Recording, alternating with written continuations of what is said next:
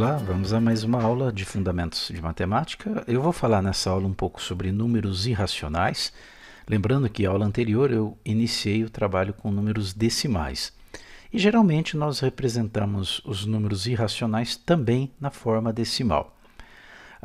E além dos números irracionais aqui, depois nós vamos abordar as operações com números decimais. Como eu realizo soma, subtração e multiplicação e divisão quando há vírgula, né, no número, quando nós temos algumas casas decimais. Bom, os números irracionais são aqueles em que eu não consigo representar, não há como eu representar como uma divisão de dois inteiros. Tá? Então eu não consigo colocar um número irracional na forma de uma fração em que tanto o numerador como o denominador são números inteiros. Alguns números irracionais são bastante conhecidos, talvez o mais conhecido deles seja o número π. É um número que é bastante utilizado, por isso foi dado aí um nome a ele, né? A gente utiliza a letra grega π para representá-lo. Ele é aproximadamente 3,141592. Vou parar por aqui, né? Depois do 2 vem o 6, 5. Bom, vamos colocar aqui mais duas casas. E aí eu coloco reticências, porque o π ele é um número decimal infinito. Nós estudamos alguns decimais infinitos na aula anterior. Então, é um decimal infinito não periódico. Quando esse decimal é infinito, ele é periódico, que é uma dízima periódica, aí é um número racional. Nós vimos lá como obter uma fração geratriz da dízima periódica, como obter uma fração que é representativa daquela dízima. Bom, para um número irracional isso não acontece, a gente não determina a fração geratriz, porque não existe, não há como escrever na forma de fração, repito, de fração de dois inteiros. Ok? Número π. Bom, o que é o número π? Vamos tomar aqui uma circunferência, isso foi uma descoberta ali no trabalho geométrico, né? Vou colocar uma circunferência aqui. Se você considerar, né, a medida, isso você pode fazer em casa, inclusive, lógico que em razão das limitações dos nossos aparelhos de medida, né, ou mesmo em uma fita métrica, e a nossa própria visão para perceber essas medidas, a gente acaba fazendo arredondamentos de números irracionais até para poder operar. É muito comum, por exemplo, você utilizar o número π, né, como aproximação para o número π, o 3,14. Aí você vai me falar, então ele é um número racional, né, porque 3,14 eu consigo escrever na forma de fração. Mas π não é exatamente 3,14. Esse é um arredondamento, tá? Para uma decimal finita. Aí sim passa o 3,14, sim, é um número racional. Mas o número π, exatamente o π, não é. E o π surgiu exatamente aqui. Ó. Se você pegar qualquer objeto circular e passar uma fita métrica, né, em volta desse objeto, calcular a medida do comprimento aqui, aí você vai lá e estica a fita. Você vai obter um comprimento que eu vou chamar de C. Aí você determina que o centro dessa circunferência ou desse objeto circular e liga de um lado até o outro, passando por esse centro. Né? Pega uma régua, aí, uma fita métrica e verifica que medida é essa, que a gente vai chamar de D, de diâmetro. Interessante que foi observado que a relação, seja qual for o tamanho da circunferência ou do círculo, a razão entre o comprimento e o diâmetro é um número racional. E essa razão é exatamente o número π. Tá? Essa razão, se você fizer aí na sua casa, você vai perceber que a medida do comprimento é aproximadamente 3 vezes a medida do diâmetro, seja qual for o objeto circular, mas tem que ser um círculo ou uma circunferência.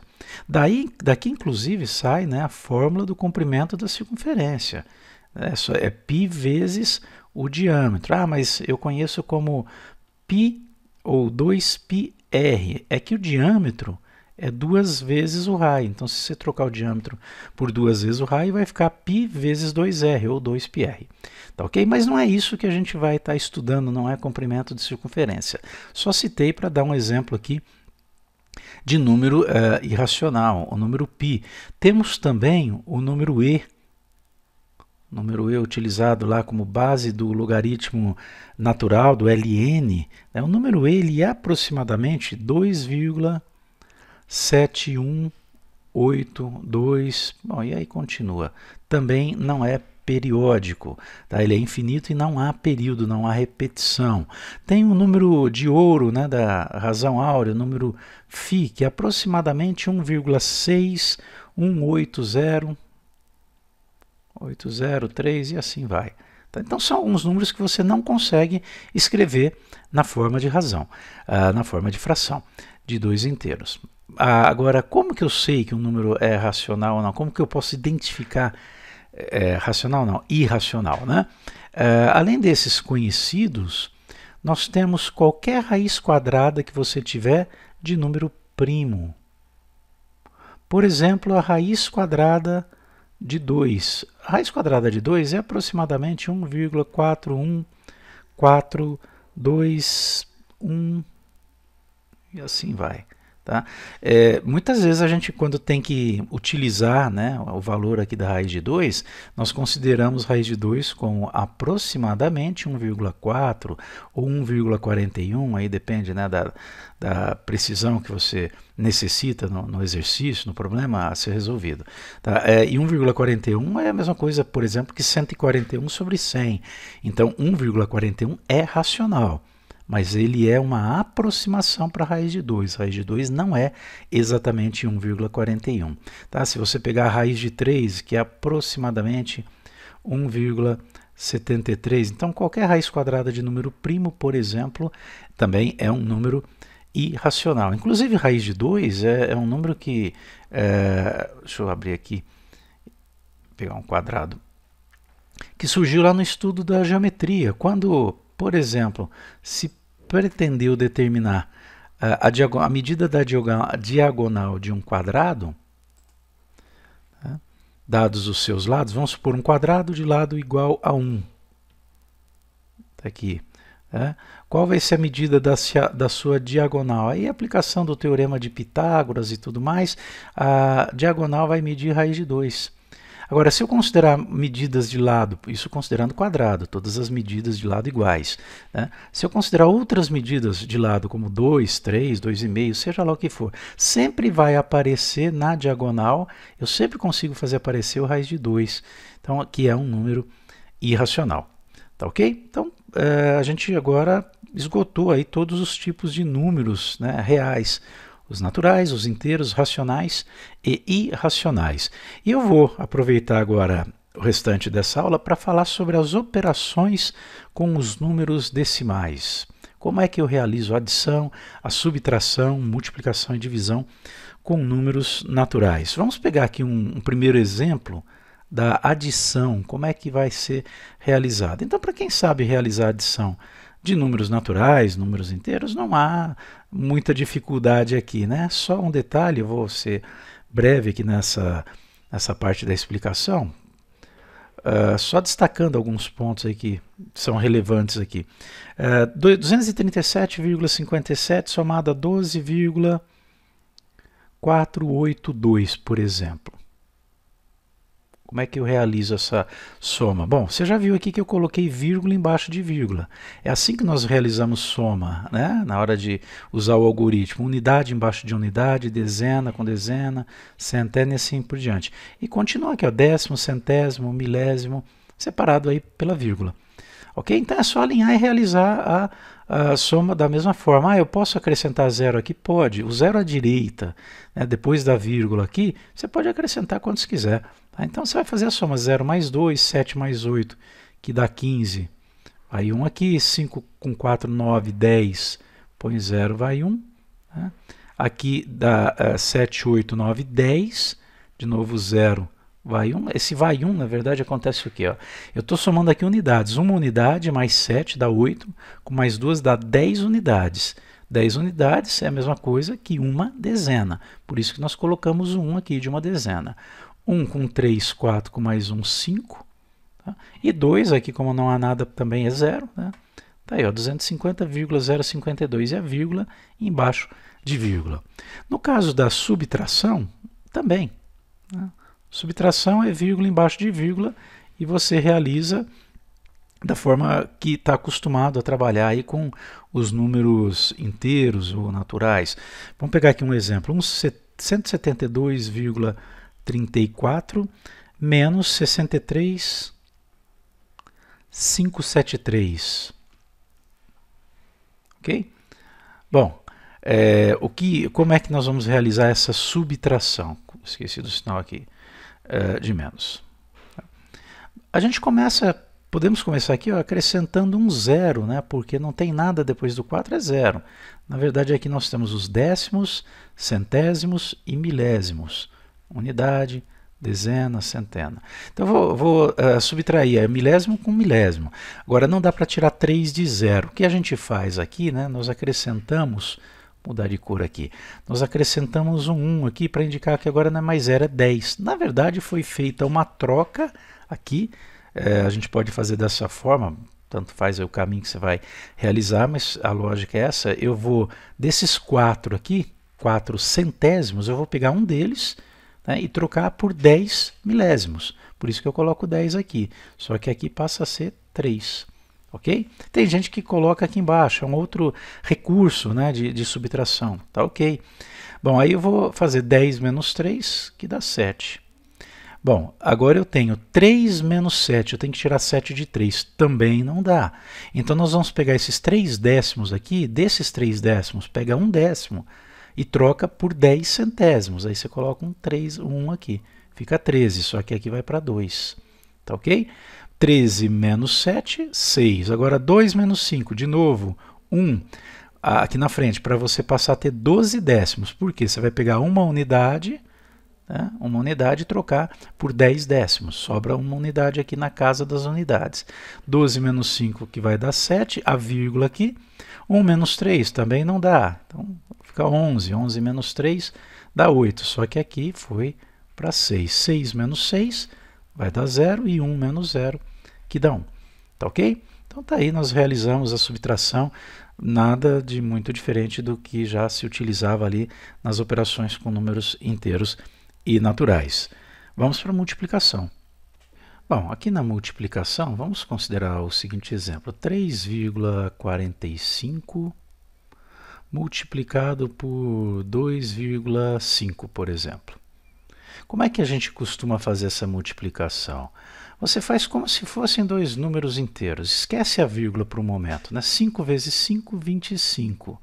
Vão 2 aqui. Né? Você coloca 5 como se fossem unidades. Não é unidade porque esse 5 aqui de baixo é décimo. Então seria 5 vezes 5 décimos. Tá? Mas não se preocupe com isso por enquanto. Então vão 2 ali. 5 vezes 4, 20. Com 2, 22. Você coloca 2. Vão 2 aqui também. 5 vezes 3, 15. Com 2, 17. Tá aí, 1, 7, 2, 5. Aí nós recuamos, né, uma ordem aqui, uma posição para a esquerda e fazemos 2 vezes 5, dá 10. Você coloca 1, vai 1. 2 vezes 4, 8. Com mais 1, 9. E 2 vezes 3, 6. Aí você vai realizar a soma desses termos aqui. 5 com 0, 5. 2 com 0, 2. 7 com 9, 16, você coloca 6, vai 1. Está aqui. E aqui vai dar 8. Né? 1 mais 1 mais 6. 8. Aí o que você faz, finalizada essa parte do processo? Você vai contar quantas casas decimais você tem aqui. São 3. Então você desloca a vírgula inicialmente aqui 3 vezes. 1, 2, 3. Tem que deixar 3 casas decimais também no resultado. É a soma das casas decimais. Correto? Então é 8,625. Perfeito? Tá, o porquê dessa história de vírgula? Olha, a gente poderia pensar nessa mesma conta, né, na sua forma fracionária. Nós já vimos multiplicação de frações. 3,45 é 345 sobre 100. Aí eu vou multiplicar por 2,5. Posso escrever como 25 sobre 10, tá? Não vou nem fazer simplificação aqui não, deixa da forma que está. Aí nós multiplicamos 345 por 25, que vai dar 8.625. 8.625, está aqui. Bom, e a parte de baixo? Nós multiplicamos 10 por 100, que dá 1.000. Olha aí, né? É esse o motivo de nós termos duas casas decimais no primeiro, uma no segundo e resultar em 3 casas decimais no resultado, no produto, né? No resultado dessa multiplicação. Exatamente por isso, por esse fato, tá? Se é 3,45, então é 345 sobre 100. Dividir por 100 é que vai fazer com que se tenha aqui duas casas decimais. Tá? Dividir por 10 ou 25 é o que vai fazer com que se tenha uma casa decimal. Agora, quando você multiplica 100 por 10, o resultado é 1.000. São 3 zeros, 3 casas decimais. Perfeito? Então, tranquilo, é só fazer a conta, repetindo, e depois contar quantas casas decimais você deve considerar. É só somar as casas decimais aqui dos fatores dessa multiplicação. Vamos agora para a divisão. Agora a divisão, vamos considerar o exemplo 10,24 dividido por 4,8. A lógica que é utilizada aqui, olha aí, vamos lembrar lá das frações. Imagine a fração 10,24 sobre 4,8. Não é uma fração de inteiros, ok, sem problema. Uma propriedade que as frações têm, e fração é uma divisão, então é também uma propriedade da divisão, se eu multiplicar o termo de cima e o de baixo por um mesmo valor, tá, o resultado, só apagar aqui que desconfigurou, o resultado não se altera, o valor da fração não se altera. Eu posso multiplicar pelo número que eu quiser, contanto que não seja zero. Tá? Então, por exemplo, se eu resolvo multiplicar aqui por 10 aqui por 10, eu posso. Né? Vai ficar 102,4 sobre 48. Olha que interessante. Multiplicar por 10 fez com que um dos termos deixasse de ter vírgula. E o resultado aqui, poderia ter colocado aqui na frente mesmo, o resultado é o mesmo. Tá? 102,4, só um minutinho que está desconfigurando aqui a caneta. 102,4 dividido por 48. Tá? Bom, mas ainda assim continua tendo vírgula. O que eu posso fazer? O que eu poderia já ter feito logo de cara aqui? Né? Quando eu tinha lá 10,24 dividido por 4,8. Poderia ter multiplicado por 100. Tá? Por que multiplicar por 100? Porque a minha ideia era eliminar as casas decimais. E aqui tem duas casas decimais. Por isso que multiplicar por 10 não resolveu. Aqui sim, uma só, ok. Mas você tem que pensar na que tem mais casas decimais. Então multiplique por 100. O resultado vai ser 1024 dividido aqui por 480. Por isso que no procedimento, se você se lembra de regras, muitas vezes a gente lembra mais ou menos a regra, né, mas não entende o porquê. E a regra aqui diz o seguinte: quando você tiver uma divisão de 2 números decimais, ou pelo menos um decimal, você vai igualar o número de casas decimais. Então aqui nós temos 2 casas decimais no primeiro valor, no dividendo, e uma só no divisor. Então eu acrescento um zero aqui para ficar em 2 casas de cada lado. Esse zero aqui ele pode ser descartado, tá? Mas vamos deixar aí porque o próximo passo agora é cortar a vírgula. Significa o que esse igualar as casas e cortar a vírgula? Significa multiplicar os dois valores por 100. Tá? E se um deles tivesse 3 casas decimais, seria por 1.000. Se tivessem 4, seria por 10.000. Aí assim por diante. É a ideia exatamente, né, de igualar casas e cortar vírgula. A partir daqui é uma divisão de 2 números naturais. Você vai tentar aqui, 10 não dá, 102 não dá, 1024 dividido por 480. O resultado é 2, 2 vezes 0, 0 para 4, 4, 2 vezes 8, 16 para 22, né? São 6 e vão 2. Vamos deixar aqui. 2 vezes 4, 8, com 2, 10. Para 10, nada. Resto, 64. Bom, mas você não vai, né? Você está operando com números decimais, você não vai deixar aqui como resultado inteiro e e um resto diferente de zero. Vamos continuar. Aí eu vou fazer 64 por 48. Bom, fazer não, né? Isso daí é um resto. Eu vou acrescentar um zero aqui, como se fossem aqui os décimos agora, né? Dessa nova conta. Ou os milésimos, se nós considerarmos 10,24. Perfeito? 640 por 480, se eu acrescentei zero, põe vírgula aqui, vai dar 1. Tá? 1 que multiplica 0, 0. 1 que multiplica 8, dá 8 para 14, são 6, vai 1. 1 que multiplica 4, vai dar 4, com mais 1, 5. Para 6, 1. E agora 160. E a gente pode continuar aqui, né? 160 é o resto. Eu acrescento aqui, vai dar 1.600. O resultado aqui é 3. 3 vezes 0, 0. Para 0 nada. 3 vezes 8, 24. Para 30, 6. 3, então vão 3, né? Vou deixar aqui do lado. 3 vezes 4, 12. Com mais 3, 15. Para 16. Olha o que aconteceu aqui, né? 160 de novo.